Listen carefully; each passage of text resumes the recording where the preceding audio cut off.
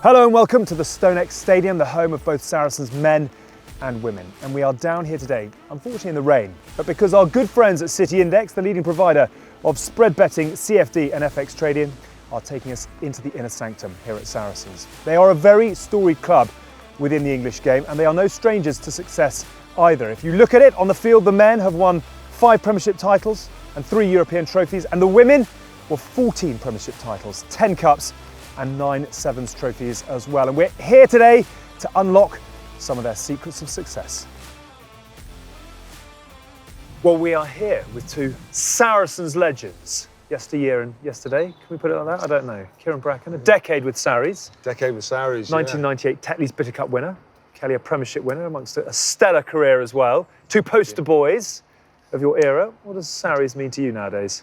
Oh, well, 10 years of my life, it was fantastic. I never want to play for any other club, but my family intrinsically linked to the club because my sister-in-law now works here, my father-in-law worked here, and now my son's hopefully signing a professional contract. And so, yeah, it's been with me for, 20-odd years now. So, yeah, it means a lot to me. I mean, not only were they my employers, but, you know, the owners, Nigel Ray and the team, you know, became real friends. And I think I've got Saracens blood in me for the rest of my life. Very, very different nowadays as we stand here, and just the most remarkable setup to what it was when you first turned up at.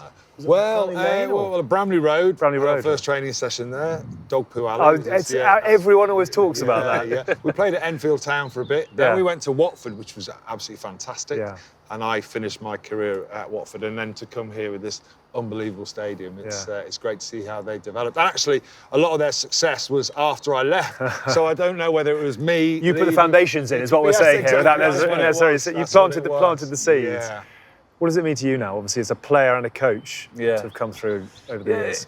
It's amazing. I think I was lucky because I came down to Sarries in 2010, and I came down and I spoke to the coaches and the CEO, and they said what I'd imagine every club says, you know, we're going to take care of you and your family, you know, and you'll enjoy it, and we'll work hard, but, you know, we'll have fun. But for me, the difference was it was a club that sort of actually did it, and they came down and we worked unbelievably hard, but we had a lot of fun. You know, they took care of my family at times. If I needed a bit of help, you know, they were always there to actually do that. And so for me, it's so much more than a club. It's a family, it's a way of life, and I am incredibly proud to be a Saracen. How much are you enjoying the current role? Oh, it's great. It's great. So it's a bit of both. So a bit of the seniors and a bit of the senior academy as well. And so I'll start off in that. So with the senior academy, so these guys are hopefully the stars, you know, of next year, of the year after. And it's very, very exciting, as great as the last sort of 10 or 12 years has been. It's about, you know, we need to keep on going and keep on moving forward, and so it's very exciting to be a part of that. Stars of tomorrow. Remember the name Charlie Bracken. Has he got the curly curtains as in 1993, or has he gone for something a little more modern? Do you know what? 2 things. Firstly, I feel a bit inadequate with both of you with a full head of hair, and your hair is actually flipping in the wind. I know. He's actually teasing you. It's not only that. It's not only that. I don't know whether you can zoom in, but I'm actually standing on, like, I'm trying to make myself taller. I'm on a little ridge here just to try and look kind of tall. No, he hasn't got the curly locks. The middle boy has, but yeah, those locks were fantastic. If only I could have them again. Trademarked. There we go.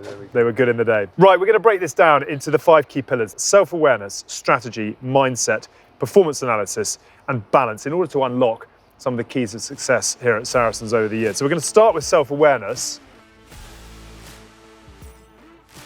Self-awareness is really important because when you win, you obviously learn a lot, but people tend to think they learn a lot more for when they're losing. I've always found in rugby, you know, if you realise what you're really good at and you can improve on that and keep improving them and use that as your super strength, then you're going to win more than you lose. And I think with the losses as well, it's about learning from those losses as well and working out how you can cover up those cracks. No one's going to be perfect in a game of rugby, certainly not in business. And it's about sticking to what you're really good at, improving it as much as you can, and learning from it. And the data is really important, especially as a coach, of reacting to that and making the right decisions. That's fantastic. We've broken it down into a slightly sort of a more concise paragraph, which is self-awareness important for making smarter decisions, whether trading with City Index or on the rugby pitch, all about the ability to recognise your strengths and weaknesses, and more specifically for the Saracens players, to be able to empathise with your teammates, align your behaviour with the values of the organisation, learn from your mistakes, and to develop a growth mindset. How much is self-awareness, self-reflection encouraged here at Sarries? Yeah, I think it's incredibly important. So as long as, alongside your sort of individual skill plan and focus and how you develop as an individual player, ultimately it's a team sport. And so we do a sort of like a development plan, for all of the young guys. And one of the questions on it is basically, are you a good teammate? And for some of them is they don't really understand that because they've never been asked it a lot as a youngster. So are you good in a team environment? Because you're going to have to be. Yeah. And it's not to say it's always going to be nicey and all that sort of stuff. Being a good teammate, it might be challenging. It might be calling out if there's a behaviour that sort of isn't up to the standards that we want. It might be that as well, okay? But it's also ultimately, it's caring. It's caring about our club, but also caring about each of the individuals in the team as well. How do you develop it?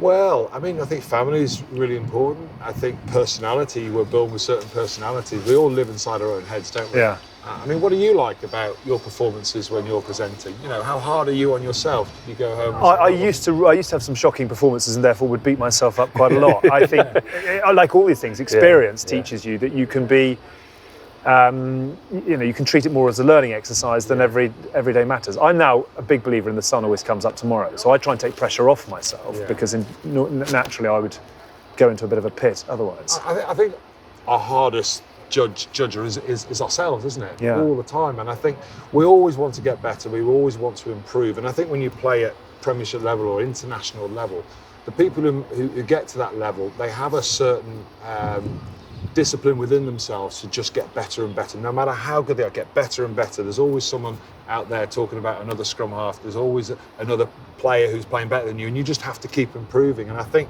the thing about Saracens, what I've noticed is they've invested in the youth, but they invested in the right players as well. I don't think it's a given just because you're the England schools captain, you're going to go in straight away. I think it's all about the person themselves as well and how they're going to add to the team. And I think if you get the right blend of people, you can have success. You look in football, you can kind of see, Man United, most expensive players on the pitch, doesn't work. It's because everything in the background, the personalities isn't quite right. Is it the coach? I don't know. But I think what Saracens have done, they've invested in people for many years, and that can only mean success. What about the ability to learn and I suppose to develop self-awareness from victory and from defeat? How do you work on those as a breakdown? Do you learn more sometimes from one than the other? You definitely can learn from both, obviously. The thing about when things either go well or they go badly, under pressure it tends to reveal a bit of character and who the person actually is. And it's not to say, that anyone's perfect. So sometimes after losses, you'll get someone who'll come in, he'll maybe have a go at sort of one of his teammates or whatever, and it might be justified, it might not be justified, but as long as a group, so we're speaking to each other and we're speaking as a group and not sort of going off in sort of small little pockets and complaining about this or complaining about that, as long as we do it up front and we do it face to face and we do it with everyone's goal is to make us as a team, as a family, as an organisation, is to make us better. As long as we're doing that, we'll be okay. You see, I've been in changing rooms where that's a very holistic approach.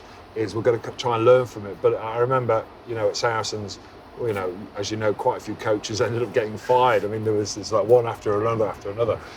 But I just remember the sort of reaction to a loss was a finger pointing exercise. He didn't do well, you didn't do well. The coach comes in, they do the video review. I've seen players crying in video sessions. Really? It's really, really tough. And what you normally see when a team lose, you normally see a reaction. The following week you go, how do they beat Exeter and now they lose to whoever? So you do get a reaction from your failures and people sort of come out fighting.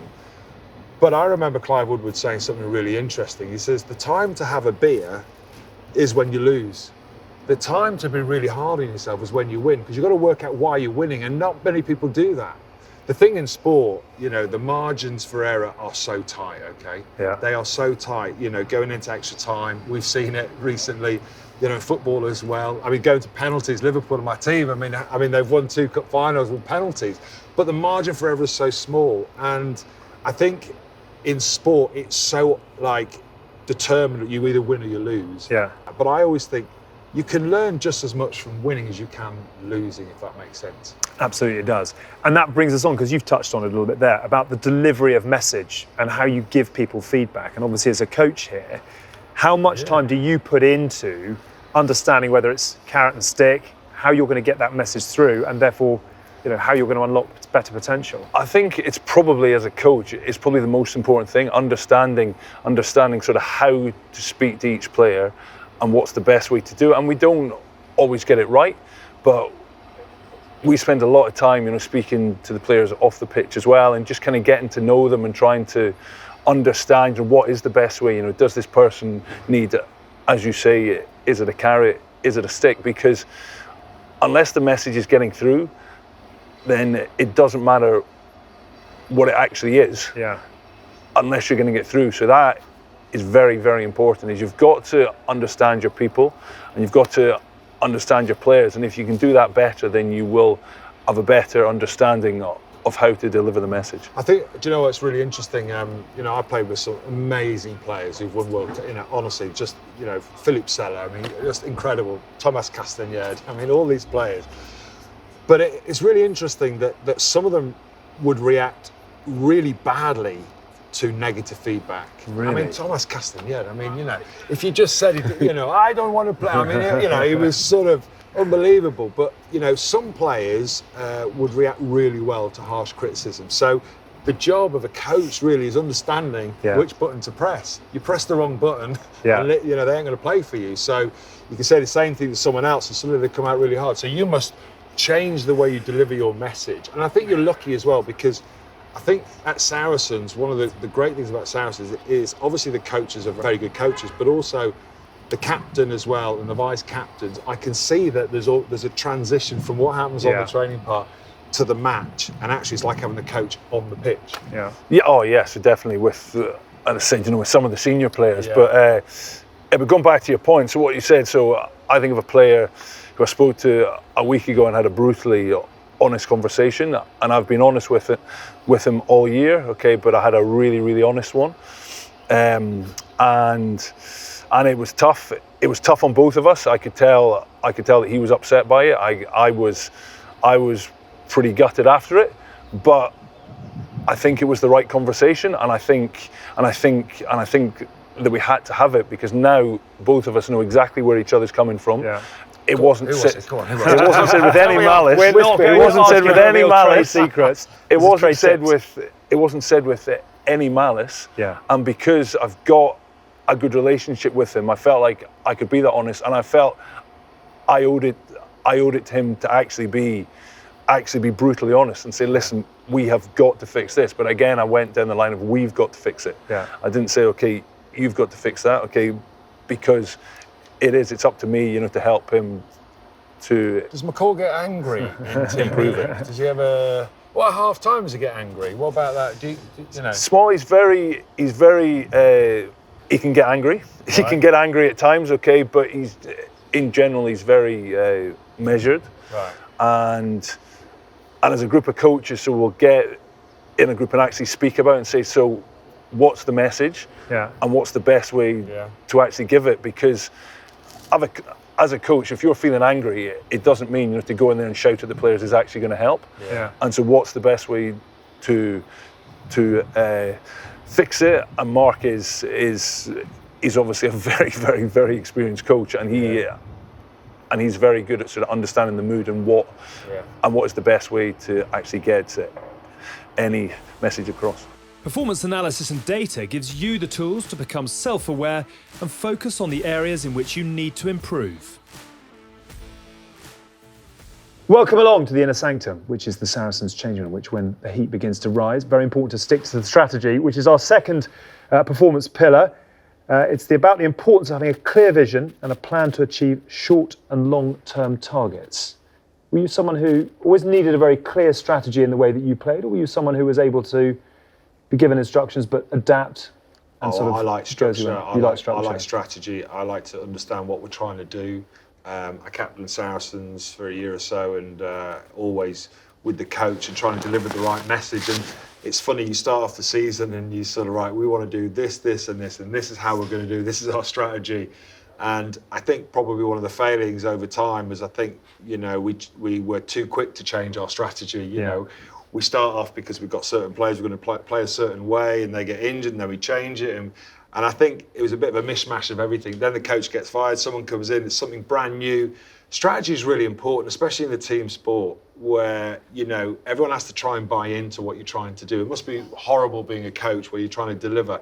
The other thing is the sort of, you know, at the start of the season and the end of the season, and whether the strategy matches up, only time will tell. But I think if you stick to your strategy and you try to deliver it throughout the year incrementally, then you can get where you want to be. And it's just that making everyone believe in what you're doing as well. Yeah. And I think you probably know better than me, but making the players believe in what they're doing, I think is just as important, because I've been in changing rooms where some of the players didn't actually believe it and therefore didn't carry it out. Yeah. It's about delivering that message, isn't it? It's about not panicking when you're losing.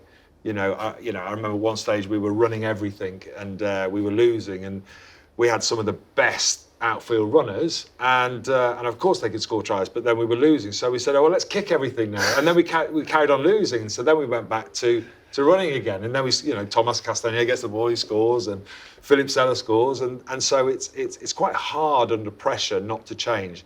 But I think looking back in time, I wish we'd have stuck to strategy more. I love your point about incremental gains, and we're sort of starting out with a viewpoint, not being afraid to adapt it and build on it and adjust it, but holding firm rather than ripping up and starting again. There is the Saracens way, which we've heard about. Mm-hmm. I mean, how big an emphasis do you place on just making sure there is a common thread from top to bottom? Oh, it's so important. It's so important because you need to have that, a common goal, a common focus, a common way of actually doing things. I will say, though, it's open if as we're going through and we find a better way of doing it, you know, we're not so stuck in our ways that will not change, and so we do, and so we will sort of change it and evolve it. And if I think back to when I joined Saracens in 2010, and the big sort of goal there, it was to make some memories, and that was the goal, and that was all we spoke about. So we never spoke about sort of winning, or we're going to win this, we're going to win that, we're going to do this. Our whole goal, it was all about, let's make some memories. And that was on the pitch, okay, but also off the pitch, with the thinking, if we made some good memories off the pitch, would be tighter on the pitch. And then obviously on the pitch, if you say, right, come on, if we work hard, it's going to be a good day, it's going to be a good memory, it's probably because you've won. And so you're actually speaking about that without actually saying the word, and so without actually increasing the pressure on the team. In order to find the perfect strategy, what does that sort of look like as a proportion? How much of it is set by Mark McCall? How much of it comes from the players? How much of it is external as a sort of vision? How do you build the Saracens strategy? It's a combination of things. So the players are massive in it, because if I think, as Kyran said, if the players don't believe in the strategy, then it's just not going to happen. Because as good a coach, you can come up with this unbelievable strategy. If the players don't agree with it, then they'll not do it. And so the players, our senior players, play a massive role in terms of the strategy, and the coaches all speak with those guys. And we're very, very fortunate at Sarries, because we do have some of the best players in England and in the world. And these guys, they know their rugby. And so the plan is definitely, it's a combination of the players and the coaches sort of speaking and then coming up with a shared way of doing things. I love it. I love the fact that it's about developing, building foundations. The wolf pack mentality, obviously, such a strong identity as well. That is a fascinating insight into the Saracens strategy. Okay, we're on to our third pillar of 5 that are required for high performance. This one is mindset, and the ability to stay disciplined, stay focused, and bounce back from losses quickly is how we've defined this one. I'm going to come to you, Kelly, first of all. How do you define and what does mindset mean to you? It's obviously, it's all your thoughts. I think it's a very internal thing, but it's something that each individual is entirely in control of. And so if you choose to be positive, if you choose to be negative, if you choose to be upbeat or not, is entirely up to you. And so I would say it's making the choice, as to how you're going to be and as to how you are going to react to a situation and also approach them. They always say that if anything's worth doing, it's worth doing properly, and nothing worth doing is easy. So with that in mind, I suppose the element of resilience is something that will slot very nicely into mindset. What were the periods in your career and how did you deal with setbacks and having to get back on the horse? Well, I mean, how long did I play? 14 years, 10 years at Saracens, 4 years at Bristol. And I think when people say, oh, what's your proudest moment? Was it winning a World Cup or winning Technibids Cup or winning Grand Slams? And actually none of that I'm proudest. The most proudest time for me was when I was really on the floor, when I basically got told on 2 different occasions, actually 3 occasions, to retire from rugby. Said, you're going to have to stop. I had a back operation in 99. They said, we'll do the operation, you 50-50 whether you can play again. And I just remember being in there, I was like, nah, rubbish, I'm going to play again. And, the recovery was 9 months. Supposedly I came back in 4 months. And I suppose that for me is the proudest thing for me in my career. Not any medals, not winning, none of it. It's having the ability to sort of just have that resilience of saying, no, I'm going to come back. And I think the disappointment, I like the fact that you've sat me on a bench, right? Because one of my disappointments the happiest times of your life were spent on the bench. Well, Splinters. Against England, maybe. But yeah, I sat on the bench to Matt Dawson in the final thinking, get me on, and here you are trying to remind me of those moments of not getting on, not succeeding. No, look, I mean, as you said, everyone has different mindsets. People are very negative, people are very positive. People are very resilient, people are not very resilient. When you're in a team, it's about having the right blend of all of that. And mindset, you grow over time. And actually, like you say, after a while, you kind of go, actually, it doesn't really matter. I think the important thing is to, I can't quite say it, but compartmentalize these sort of things, the good things and the bad things, And if you can do that, then you can succeed. I think, it's different for everyone, though. Where's Matt Dawson now, eh? You're in our first team for this, I've Kyran got more Bracken. hair than him then anyway. So That is winning at life. I think I might know the answer to this, but in this Saracens setup, whose mindset sets the benchmark? Yeah, it's a pretty easy answer to that. Owen Farrell, obviously, he as the captain, he is incredibly focused. He is incredibly driven, and he just wants to get better. And he's a player that has achieved a huge amount in teams, but also individually. But he is just constantly striving to improve and to take his own performance, but also us as a team, to take us up to levels that we've never been before. And so he drives it. But alongside that, there's a lot of other senior players, so like Jamie George, Alex Good, Maro Itoje, all these guys as well are incredibly focused and just want to get better and better and better and better all of the time. So much you can learn from watching elite sports people do their thing. Final question in this section is that nothing in life is ever a straight line. I wondered how you dealt with, the unpredictable nature of sport and what the techniques that we might be able to share is, when things sort of slip up or aren't necessarily what you expect them to be, you're able to hang on to them. Yeah, I mean, life's like that, isn't it? You sort of feel you're on top of the world and then suddenly something happens and life's just always like that. And it's about, rolling with the punches all the time, isn't it? And having, like we've said it before, having the resilience to also adapt to, Yeah. I mean, one of the hardest things, especially as a sportsman, that I found was actually getting injured. I remember I'd be playing for England, we'd win a Grand Slam, and the next year you think, right, I'm going to do this, and then suddenly, bang, my knee's gone, and I'm the number one in the country, doing really well, and then suddenly I'm out, and it's like, oh, so your sort of expectation and your hopes are always like that, and then things come along, and it's about how you react to them. Like I said, that's what I'm proudest about. It must be hard being a coach. You put everything into it. They go out and they do exactly everything you didn't want them to do.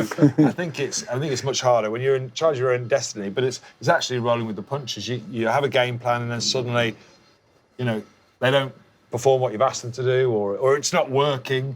It is hard, but it's about being adaptable, isn't it?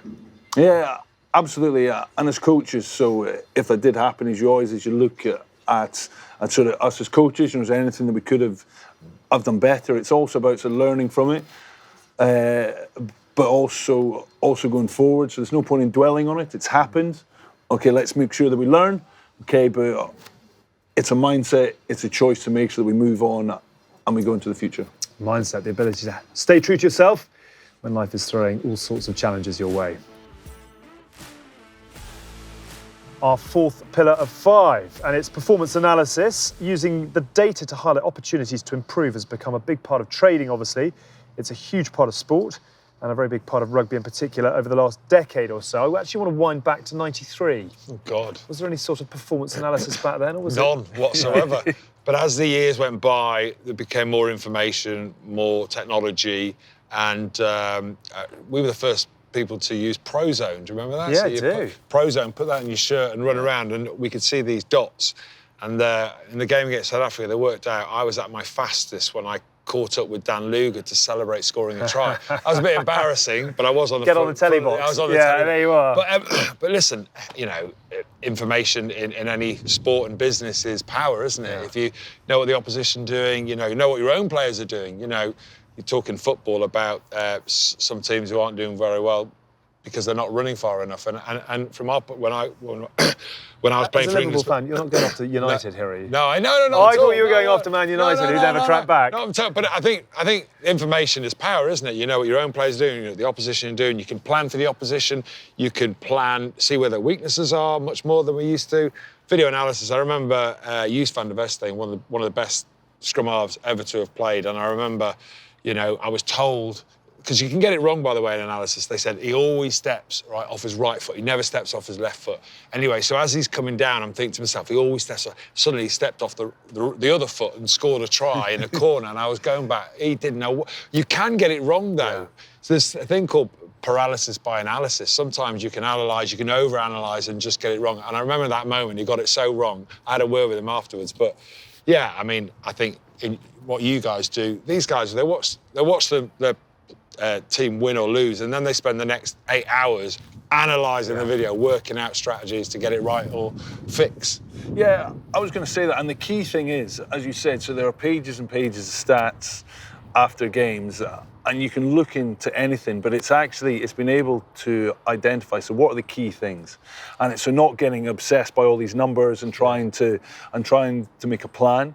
It's about saying, right, what are the key things? So the 2 or 3 things, if we get those right, it's going to help us to do, what we want to do. Yeah. And that's the key thing, is understanding, out of all the stats, out of all of the data, what is the important stuff. I love the fact that, as you've said, it's big business now, data, as opposed to just a big opportunity.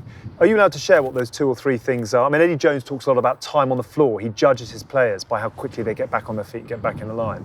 What are the sort of hallmarks that characterise all of the analysis that you do? What does it boil down to? Well, again, so in the different areas, it's very, very difficult to just sum it all up to that. But say, if I'm going into, say, strength and conditioning, so we would say it's the time it takes a player to get sort of back in the game. So that is a factor that we look at. And so how fast is the person getting off the floor? Another one is the distance the person's covering. But I think back to when I first came to Saracens, and it was all about that. It was about sort of how far is the person running. But as I've been there, it's now about, is it purposeful? Is it just plodding around the pitch at a certain speed? And so now there's accelerations are in that, and all sorts of stuff. So It can be misleading, though. Information can be misleading, can't it? Because you can look at it. Someone can, like, I don't know, one player ran further than everyone else, and suddenly you go, well, they played the best. Yeah. No, they could play the worst. Yeah. So, and I noticed when you started commentating, you know, Talking of the worst. but no stats would come up, and now at half time you'd have all the stats and everything, and then you'd make your judgments based on that. Yeah. And I think it's sometimes. It's about having the emotional intelligence to sort of read through all of that and, you know, and get it right and interpret it right. I think that's a brilliant point, and I think there's a greater understanding now that the numbers don't tell you the whole story. Yeah. And I think you're absolutely right. It's about learning what is going to benefit you rather than just serving up numbers and thinking you can read something into it.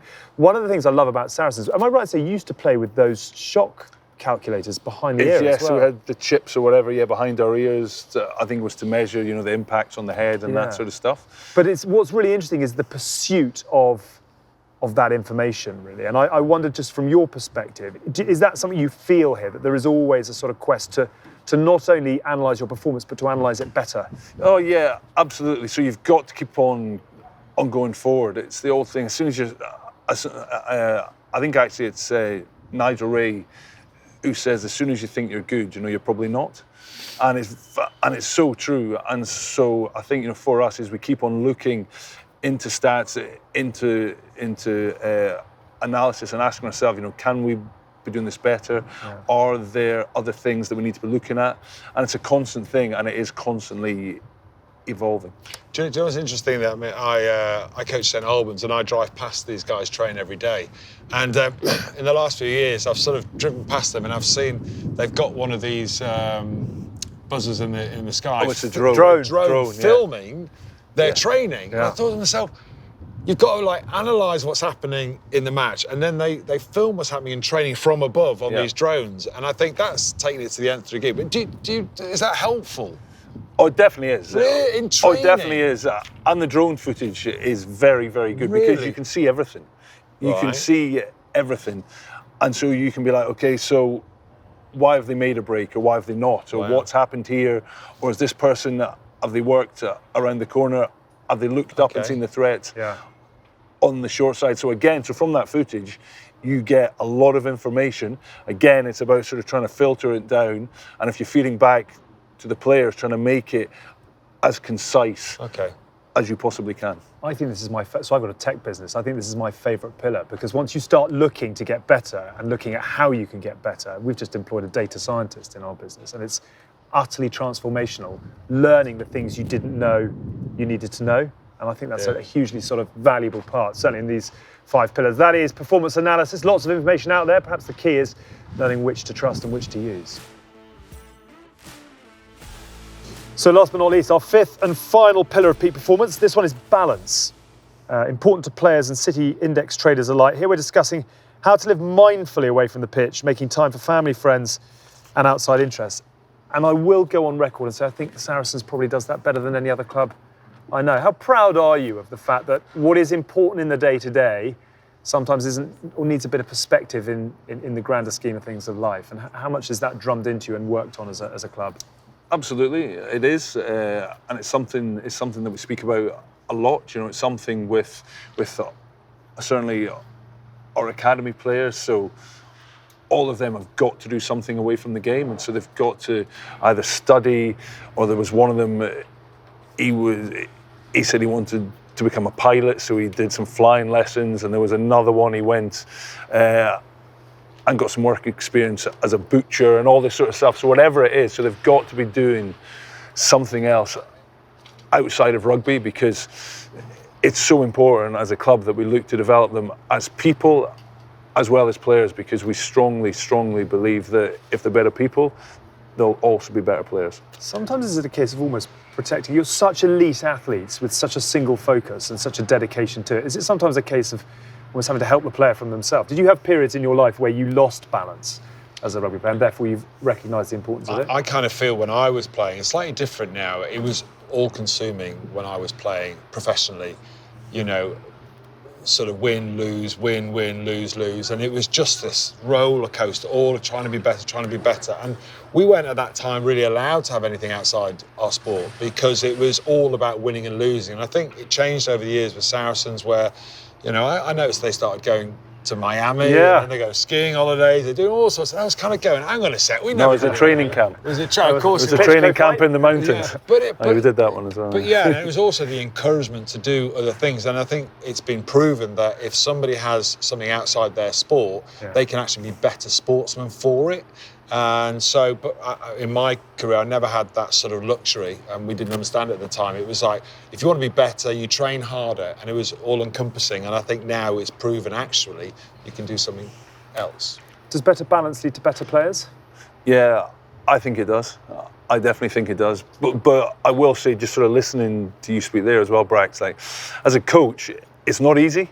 It's not easy, and it's tough to find the balance, and we're not always balanced because as a coach, especially, so you can always do more. So you can always watch another game, or you can always show a player a little bit extra, a little bit more footage. So it can be tough to do at times, but it's something I know certainly all of us as coaches and all the staff and all the players as we speak about, because we understand it's important to try and find that. Well, that's interesting though he says that, because actually I think the coaches have the least balance of everyone in a sporting organisation, and I think the encouragement is get the players to have much more balance and have perspective. But actually the question is, would you be better coaches if you sort of weren't so hard on yourselves and weren't so committed? It's interesting. I don't know. I think so. But as I said, it's about sort of trying to find the right balance. So where is the right balance? And it's something that we speak about, and something certainly, you know. So Mark at Sarries, he pushes as well. You know, he says, you know, we've got to find balance. All of us have got to find balance. It's easier said than done, but it's something that I know all of us try and do. I was going to ask you as a final question, really, how you hold on to that. I mean, have you got people that hold you to account? Is Mrs. Brown pretty big on saying, that's enough, laptop away, come and sit at the table? Or is that something that Mark says to you, or you do it as a coaching collective? It's probably, certainly, yes, my wife, as the season sort of gets into the end of the season, and she certainly says, I've not seen a huge amount of you lately. I'm like, oh yeah, sorry. Yeah, sorry about that. Yeah, but it is, like, whether it's her or at the club as well. So we are encouraged, if we're not in, if the players aren't in, we don't need to be there all the time, and you got to find a bit of balance. I think it's because everyone at Sarries especially is so passionate and cares about it so much, and just wants us to do well and cares about the club. It's so easy to just go in all the time, and so we do try and find it. And so next season, I'll see if I can find the balance again. The message, I haven't seen you very much recently, Will Tony. I've seen a lot of you recently. Yeah, when do you go back? I've seen far too much of you recently. Gents, it's been absolutely fascinating getting your insights into how to reach peak performance. I suppose just as a final question, summing up, it's not just a case of ticking boxes, etc. It has to be a blend of the 5 things that we've been speaking about, and I presume it's an ever ongoing process as well. And it's always evolving, it's always changing. You always got to, you know, keep up to date with the next best thing, and it's you know, life's about enjoying yourself, and you know, I'm not afraid to say it, but I loved winning. I think Saracens do that. I love winning, and people are sometimes embarrassed to win. And actually, how you win is also part of the journey. You're going to have highs, going to have lows, and it's about how you sort of manage, you know, the journey, just like you're having the journey. Yeah. And for me, so the pillars, I think the big thing is you've got to live them, and you've got to live them every day or whatever. It's not, or else it just becomes a list of words. So that's the important thing, is you've got to live them. And I think, as Brax has said, and you said as well, is you've got to enjoy the journey. Yeah, you've certainly backed it up as a team. Kelly, lovely to see you. Good luck for what's to come. Thank you. Kyran, lovely. Thank you very much indeed, guys. Thanks. If you can master all 5 key pillars to high performance, self-awareness, strategy, mindset, performance analysis and balance, you are on your way to becoming a top performer. You can find out more about the 5 pillars at cityindex.com/GBR.